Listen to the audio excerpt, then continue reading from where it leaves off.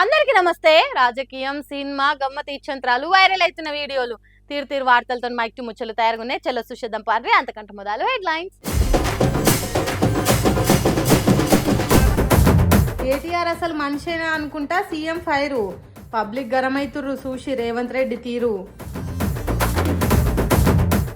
Bhagirath case మీద ఎందుకు silent? Rahul అయితలేడేంది ఇంకా వైలెంట్. ఒకటే ఫ్రేమ్ లా మెగా బ్రదర్స్ ఫ్యాన్స్ అంటుర్రు అదుర్స్. ఇవాళ రేపు ఓ పొలిటికల్ పార్టీ పెట్టుడంటే ఎంత కష్టం, ఎంత ఖర్చు, ఎంత తన్లాట.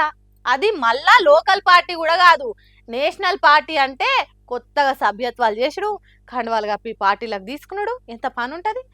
సోంటిది పెట్టి వారం కూడా కాకముందు ఇగో ఈ పార్టీ రికార్డులు కొట్టేస్తుంది. ఏ పార్టీ గురించి చెప్తున్నానో తెలిసిపోయింది కదా. గా పార్టీ కొత్త రికార్డు ముచ్చట్నే ఇది. పాలిటిక్స్ అంటే పట్టుండది, దేశంలో ఏమైతుందో కూడా ఐడియా ఉండదు. ఇప్పటికీ యూత్ ఎటు పోతుంది అసలు అనుకుంటా మాట్లాడేటోళ్లకు కొత్తగా వచ్చిన బొద్దింక పార్టీ పర్ఫెక్ట్ జవాబు చెప్తుంది. 3-4 వద్దుల సంది సోషల్ మీడియాలో బొద్దింక పార్టీ ఏ రేంజ్ లో ఫేమస్ అయిందో చూస్తూనే ఉన్నాం కదా. ఈ పేపర్ లీకులు, అవినీతి పనులు, స్కాములు, మతం పేరుతోని కొట్లాటలు, నిరుద్యోగం గోసలు ఇవన్నీ చూసి యాష్టతోని పెట్టిన బొద్దింక పార్టీకి యూత్ జంజీల ఫుల్ సపోర్ట్ వస్తుంది. చూస్తుండగానే ఇదో పెద్ద ఉద్యమం అయిపోయి దేశంలో ఉన్న పెద్ద రాజకీయ పార్టీల లీడర్లు కూడా కాక్రోచ్ పార్టీకి ఖచ్చితంగా మద్దతు ఇస్తామంటారు. ఇక సోషల్ మీడియాలో బొద్దింక పార్టీకి ఉన్న ఫాలోయింగ్ చూస్తే పక్కా పరిశాన్ అవుతారు మీరు. 45 ఏళ్ల చరిత్ర ఉండి దేశంలో పవర్లున్న బీజేపీకి ఇప్పటిదాకా 8 మిలియన్ల చిల్లర్ అనే ఫాలోవర్లు ఉంటే 4 రోజుల కింద చాలైన బొద్దింక పార్టీకి 10 మిలియన్ల మీద ఫాలోవర్లు వచ్చిర్రు. సెకండ్ కు ఇంకా పెరుగుతూనే ఉన్నారు. దీంతో నిన్న మొన్నటి దాకా ఈ పార్టీని ఏదో మీమ్స్ పార్టీ, ఏఐ పోస్ట్ల పార్టీ అని ఎక్కిరించిన వాళ్ళు కూడా ఈ లెక్కలు చూసి పక్కా సీరియస్ తీసుకోవాల్సిందే అని ఫిక్స్ అవుతారు. కామన్ పబ్లికే కాకుండా ప్రకాష్ రాజు, ధ్రువ్ రాఠీ అసొంటోళ్ళు కూడా ట్వీట్లు, వీడియోలు పెట్టుకుంటా సపోర్ట్ ఇస్తుంటే సర్కార్ మీద బరాబర్ లడాయి చేస్తేందుకు గిసొంటి రావాల్సిందే అని అనుకొస్తున్నారు. ఇంకొందరేమో ఇది ఆమ్ ఆద్మీ బీ పార్టీ అనుకుంటా అనుమానాలు పడుతున్నారు. మోడీ గవర్నమెంట్ మీద దాడి చేసేందుకు ఆ పోలు ఎన్నుకుని నడిపిస్తున్న కథ ఇదంతా అని రాసుకొస్తున్నారు. కానీ ఎవరైనా అంటున్నా, ఏం మాట్లాడుతున్నా గానీ బొద్దింక పార్టీ ఊపైతే తక్కువైతే లేదు పోన్రి. పవర్లున్న పార్టీ లీడర్ల మీద చిన్న బద్నాం వచ్చినా గానీ ప్రతిపక్షాలు ఎంత పంచాయత్ చేస్తాయి ఏం కథ. మళ్ళొచ్చే ఓట్ల నాటికి ఆయనతో ఓడిపోతామా ఏంది అని అధికారంలో ఉన్న పార్టీలే ఆగులు బూగులు అయ్యే తీరు లడాయి చేస్తుంటాయి. మరి అట్లా పువ్వు పార్టీ సర్కార్ మీద అన్ని తీర్ల ఆవేశం చూపించి రంగంలోకి దిగే రాహుల్ గాంధీ బండి ముచ్చట్ల ఎందుకు సపోర్ట్ చేస్తలేడు? కనీసం ఒక ట్వీట్ కూడా చేయకుండా సైలెంట్గా ఎందుకు ఉంటుండు అని అంటే, ప్రేమ దుకాన్లు తెరిచే రాహుల్ గాంధీ సైలెంట్ దుఃఖం మోపేసిండు ఎందుకో మరి. పువ్వు పార్టీ మీద ఏ చిన్న ముచ్చటొచ్చినా పుట్టెడు కోపం చూయించుకుంటా బాజాప్తా బయటకు వచ్చి మాట్లాడే రాహుల్ మరి మోడీ సర్కార్ లో కేంద్ర మంత్రి కొడుకు మీద ఇంత పెద్ద పంచాయతీ అవుతుంటే దాని గురించి ఎందుకు ఏమంటలేడు? భగీరథ్ కేసుని కూడా ఏదో చిన్న కేసు లెక్కని రాహుల్ చూస్తుండని స్వయంగా రేవంత్ రెడ్డి మొన్న చెప్పే, రాష్ట్రం అంతా రాజుకొని పెద్ద లొల్లైతున్న అగింత పెద్ద కేసు పంచాయతీని చిన్న ముచ్చట్ లెక్క చూస్తుండంటే ఏమనుకోవాలి మరి. ఇగో ఇట్లా వినిపిస్తున్న డౌట్లకు ఈడా ఆడా సోషల్ మీడియాలో కొందరు రాసుకొస్తున్న ముచ్చట్లేంటి అని అంటే, వచ్చే ఎలక్షన్లలో బీఆర్ఎస్ ను పక్కా పవర్లకు రాకుండా చేయాలనని బీజేపీ కాంగ్రెస్ కుమ్మక్కయ్యరు కావచ్చని అంటుర్రు కారుకర్తలు. ఇప్పటికే బలం లేకుంటున్న బీజేపీ మీద పడితే అది బీఆర్ఎస్ కు కలిసి వస్తాయి తప్ప చేయి పార్టీ చేతిలో పడేదేముండదని ఇక్కడి కాంగ్రెస్ లీడర్లు ఇచ్చిన సలహాతోని రాహుల్ స్పందిస్తలేడని గుస్సాయితురు గులాబీ లీడర్లు. మీదికెళ్లి భగీరథ్ కేసులో మంత్రులు, ఎంపీలు కూడా బయటికి వచ్చి సపోర్ట్ ఇచ్చినట్టే మాట్లాడుతుర్రు. పొన్నమేమో పిల్లగాడు ఇద్దరు ఒకే కులం కాబట్టి పెళ్లి చేస్తే అయిపోయా అని పోక్సో అనేది చిన్న ముచ్చట అన్నట్టు చూసి పెద్ద రాయుని తీర్పులు చెప్పిండు. మల్లు రవి మాట్లాడుకుంటా పిల్లలన్నాక తప్పు చేస్తారయ్యా, దానికే పెద్ద పంచాయత్ చేయాలనా, ఆయన కొడుకు తప్పు చేస్తే తండ్రి ఎందుకు మంత్రి పదవికి రాజీనామా చేయాలని బండిని దండిగానే వెనకేసుకొచ్చినట్టే మాట్లాడుతుంది. మరి గిసొంటి మాట్లాడితే పబ్లిక్ ల పతార పల్సగా అవుతుంది, పార్టీకి చెడ్డ పేరు వస్తుందని కూడా రాహుల్ గాంధీ వాళ్ళని నడుచుకోకపోయే వరకల్లా ఈయనొస్తున్న మాటలు ఇంకింత స్ట్రాంగ్ అవుతున్నాయి. ఇవన్నీ పక్కకు పెడితే ఆఖరికి కనీసం పోక్సో కేసుల బాధితురాల్ని పోయి ఓసారి పలకరిచ్చిరర్రి, పవర్లున్నాం కదా గాయంతనన్న చేయుండ్రి, భరోసా అయ్యుండ్రి, సీతక్కనో కొండా సురేఖనో ఓసారి పోయి చూసిరాపోన్రి అని అన్న చెప్పలేదంటే రాహుల్ మౌనం వెనుక మతలవేంది మరి అనుకుంటా అనుమాన పడుతురు చాలా మంది. ఆయనత పింకు పాటోలు అనుకొస్తున్న మాటలకు లింకు పెట్టి కరెక్టేనా కామెంట్లన్నీ అని ఆలోచనలు పడ్డారు కొంతమంది. మరి రాహుల్ సైలెన్స్ కు కారణమేందో ఆయననే నోరు తెరిచి చెప్తే గానీ తెలుస్తలేదుగా. అప్పటిదాకా ఈ ముచ్చట్లు ఆగేటట్టు లేవిగా. సినిమా ఇండస్ట్రీలో మెగా బ్రదర్స్ కు ఉన్నంత క్రేజ్ గురించి పనిగట్టుకొని చెప్పాల్సిన అక్కర్నే లేదు. కాకుంటే వాళ్ళ ముగ్గురు ఇట్లా ఏదన్నా కార్యము ఓవలు ఉంటే ఇంకోవలు ఉండరు. ఇక వాళ్ళకు ఉండే బిజీ షెడ్యూల్ కాసం ఉంటుంది. మరి మెగాస్టారు పవర్ స్టార్ ఒకటే ఫ్రేమ్ లో కానొస్తే ఎట్లుంటది కిక్కు. ఇంకెందుకు లేటు బొమ్మేస్తాను చూడురి. యై అబ్బబ్బబ్బబ్బబ్బా ఏం ఫీల్ ఉంది మావా ఇది చూస్తుంటే అన్నట్టే ఖుషి ఖుషి అవుతురు కదా అభిమానులంతా ఇది చూసినాక. అప్పుడెప్పుడో పవన్ కళ్యాణ్ ప్రమాణ స్వీకారం చేసినప్పుడు చూసిన ముగ్గురు ఒక తాన. ఆ కాడ నుండి డిప్యూటీ సీఎం పదవిలో పవన్ కళ్యాణ్, సినిమాలని చిరంజీవి, ఎమ్మెల్సీ పదవి అట్లనే ప్రొడ్యూసర్ బాధ్యతలతోని నాగబాబు నిత్య బిజీ ఉన్నారు. కానీ ఇట్లా కాలం కలిసి వచ్చి అన్న చిరంజీవి తన 158వ సినిమా లాంచ్ ఈవెంట్ కు తమ్ముళ్ళని దొలుకొని ఇట్లా దర్శనం ఇచ్చిండు.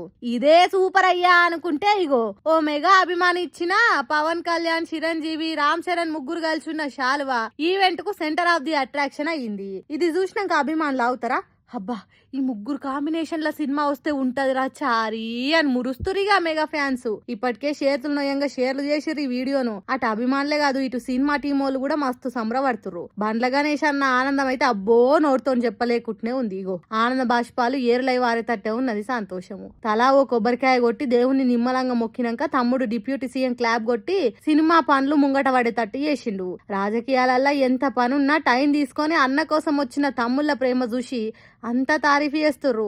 ఎంతైనా మెగా బ్రదర్స్ బాండింగే వేరబ్బా. వీళ్ళని చూస్తే అరేవా అన్నదమ్ములంటే గిట్లుండాలి అనుకుంటా కామెంట్లు వేసి మురిసిపోతురు అభిమానులు. మరి పవన్ కళ్యాణ్ షురూ చేసిన ఈ సినిమా ఎంతో హిట్లు కొట్టాలని అందరూ అనుకోబట్టిర్రు. చూద్దాం ఎప్పుడు రిలీజు ఏం కథ అనేది. మరి చాలా రోజుల తర్వాత ఒకటే ఫ్రేమ్ లా ముగ్గురు బ్రదర్స్ ని చూసిన మీకేమనిపించిందో కామెంట్ల రాయండ్రి. బటర్ఫ్లై ఎఫెక్ట్ అంటారు చూడుండ్రి. ఎక్కడనో ఏదో అయితే ఇంకెన్నో దాని ఎఫెక్ట్ ఉంటదని అవి అచ్చం గట్లనే తమిళనాడులో విజయ్కి ఎక్కువ సీట్లు వచ్చే వరకల్లా వైసీపీ వాళ్ళు సంబరాలు చేసుకున్నారు. మా జగన్ ఫోటో పెట్టుకొని ప్రచారం చేసిండు కాబట్టి ఆయనకు సెంచరీ మీద సీట్లు వచ్చినాయని పటాకులు వేల్చిర్రు పంకపాటోళ్ళు. మరి ఇది నిజమేనా అని జగన్ని అడిగితే గీ తీర్ల క్లారిటీ ఇచ్చిండు.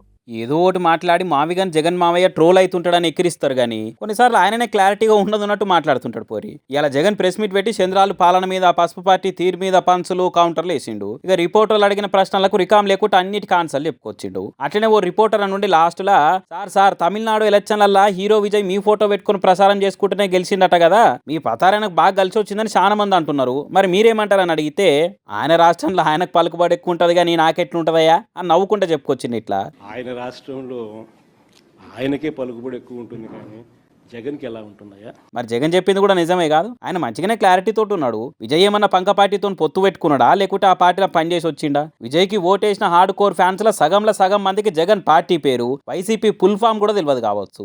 ఎన్నో ప్రచారంలో ఎవరో జగన్ అభిమాని పట్టుకోమని విజయ్కి ఫోటో ఇస్తే కాదని లేక విజయ్ పట్టుకొని మళ్ళీ చేసిండు. దానికే వైసీపీ మాజీ మంత్రుల కాంచి వార్డుల కార్యకర్తల దాకా మా జగన్ ఫోటో పట్టుకొని ప్రచారం చేసే విజయ్ సీఎం అయిన అనుకుంటా ఎక్కలేని ఎలివేషన్లు ఇచ్చిరు. సింగిల్ గా పోటీ చేసి ముఖ్యమంత్రి అయిన దాకా వచ్చిండు అని మురిసిపోయి పోటీల మీద పోస్టులు వేసిరు. లియో సినిమా ఫోటో సీన్ రిఫరెన్స్ మీమ్స్ వేసి మరీ వైరల్ చేసిరు వైసీపీ వాళ్ళు. కానీ ఆఖరికి విజయ్ సింగిల్ గా కాకుండా ఇంకో 4 పార్టీలతో పొత్తు కూడా సర్కార్ ఫామ్ చేసే వరకలా గాలి తీసేసినట్టు అయింది ఫ్యాన్ పార్టీలకు.